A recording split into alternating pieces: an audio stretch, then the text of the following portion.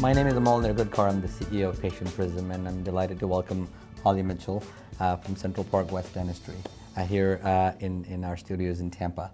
And I've had the privilege of listening to Holly talk about a lot of things regarding culture and leadership and developing teams and developing leadership within every team member of an organization.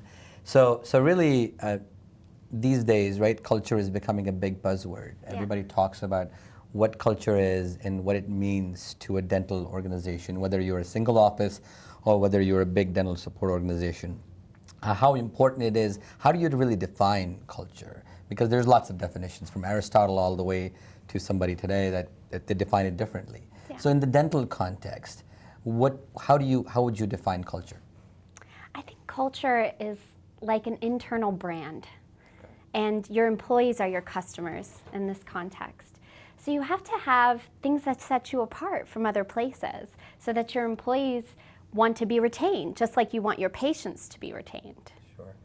So it's like, obviously, so it becomes imperative, because one of the big challenges that dental practices face today as they grow and expand is that how do you retain and motivate and inspire people, not only to perform at their best, but also to kind of motivate others to perform their best. And so retention is a big deal, and not just within team members, but even dentists. Dentist retention is a big deal. So culture helps with that. Yeah, it definitely does. It's about defining who we are and what we're about, but it goes a step further, in my opinion. I think a lot of practices are really successful in defining their core values, and these are the qualities that we want to emulate for our patients and for our employees, but they don't necessarily align their systems. Okay. And that's really where you take it to the next level. It's the same thing going back to the idea of a brand, right? Okay. If you say that you put patients first, sure, but then you have to tell people how you do that. What are sure the policies and practices that actually do put your patients first? Otherwise, it's just words on a website. So you can't just read them. Okay, you hire a brand new team member and say, okay, here's our culture, here's our values, but there's no specific action steps for those guys. Exactly. To say, okay, here's how we do it. Here's how we put, especially a patient calls in and they have no insurance. How do we handle that? Yeah. If they're on Medicaid, how do we handle that? So, and I think once you have that system in place, then I think you don't have to give them answers to every question. I think the overarching culture or system kind of tells them how to act. Yeah, the systems reinforce the mindset. Okay. So you set the standard, okay, and then you align the systems. Okay. And because we practice these things on a regular basis, mm-hmm, it actually becomes part of our habits and our mindset and the way that we deal with each other. So then when things come up that no one really has a policy for how we actually handle the situation, they have this guiding compass that helps them make decisions. So how do you make a distinction then when somebody is a person you're trying to hire or something that you decide to do is against your culture? How do you address that, and how do you put systems in place to prevent things that go against our culture from happening in the practice? Well, I think it comes with candidate selection first. Okay. So having a hiring and a recruitment process that highlights the candidates who already have your core values intrinsically to them. Okay. And so that's going to set you up for success. So when you're thinking about the questions that you're asking people when sure you're interviewing them, for example, let's say you have a core value of accountability, sure, right?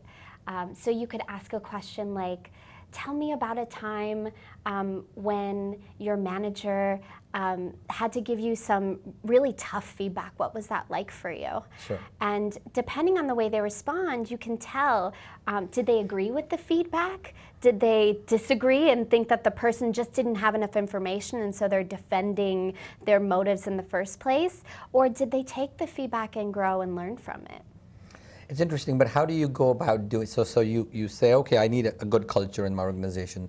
Do you create a document that says, here's our culture, here's our core values, here's what we believe in, here's what we don't believe in, and then you kind of implement processes throughout the organization to make sure that everybody complies? Yes, so that's a start.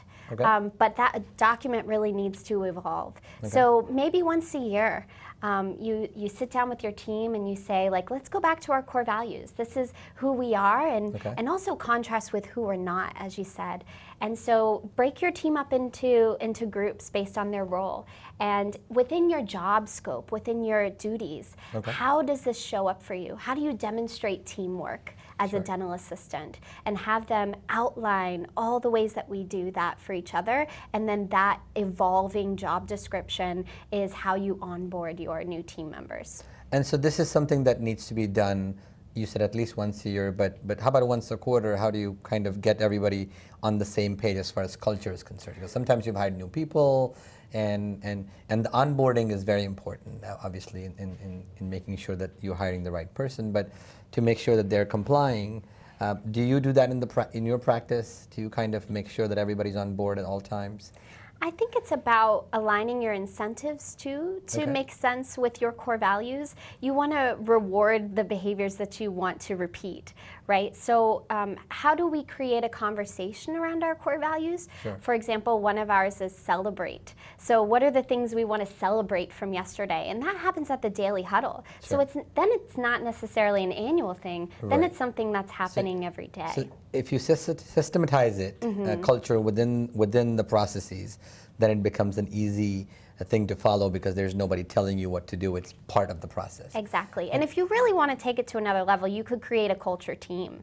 And they could create a monthly theme or a quarterly theme around culture. Like a calendar. Exactly. And then find events and creative ways to really bring that core value to light.